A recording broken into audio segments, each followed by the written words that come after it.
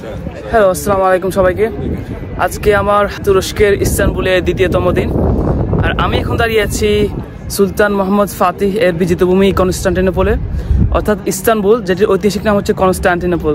আমার পিছনেই রয়েছে সুলাইমানিয়া মসজিদ, আর আমি এখন আপনাদেরকে যেটা দেখাবো ওটা দেখে আপনারা পুরাই টাসকি খেয়ে যাবেন। এমন একটা অ্যামেজিং একটা ভিউ, মানে একটা ছবির মতো, যেটা সবসময় টিভিতে বা ছবিতে সব জায়গায় দেখে আসতাম। সো এটাই হচ্ছে সেই শহর কনস্টান্টিনোপল বা ইস্তানবুল। আপনাদেরকে এই ভিউটা আরও সুন্দরভাবে দেখাই। তো কয়েক হাজার বছরের ইতিহাসে ইস্তানবুল রোমান, বাইজেন্টাইন এবং অটোমানদের মতো তিনটি বিশাল সাম্রাজ্যের রাজধানী হিসেবে ছিল।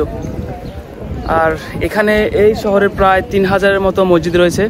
প্রত্যেকটি মসজিদে বিশাল বিশাল গম্বুজ রয়েছে, দেখতেই পাচ্ছেন। আর আমি এখন দাঁড়িয়েছি ঠিক দুইটি মহাদেশের সামনে বলতে পারেন। এই পাশটা হচ্ছে ইউরোপ, আমি এখন ইউরোপের অংশে রয়েছি।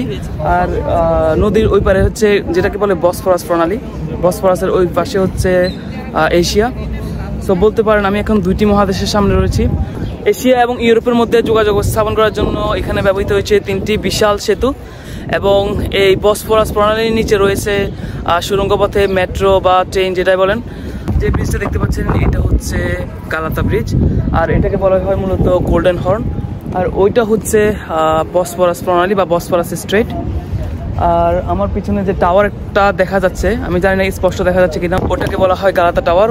এই টাওয়ার উঠলে আপনি ইস্তানবুলের সুন্দর একটা ভিউ পাবেন। অবশ্যই আমি চেষ্টা করব ওই টাওয়ার ওঠার জন্য আর আপনাদেরকে ভিউটা দেখানোর জন্য। অবশ্যই এখান থেকে ভালো ভিউ দেখা যাচ্ছে। টেম্পারেচার অনেক লো, বলতে পারেন 16 ডিগ্রি সেলসিয়াস এরকম। সো সুন্দর একটা ওয়েদার। আর এখানে অনেক ট্যুরিস্ট, আমার পিছনে সবাই ট্যুরিস্ট, সবাই ফটো সেশন নিয়ে ব্যস্ত। আর আমি একমাত্র মনে হয় এখানে সোলো ট্রাভেলার। সো বলতে পারেন আপনি এই তুরস্ক নিয়ে বিশাল এক মহাকাব্য লিখতে পারেন।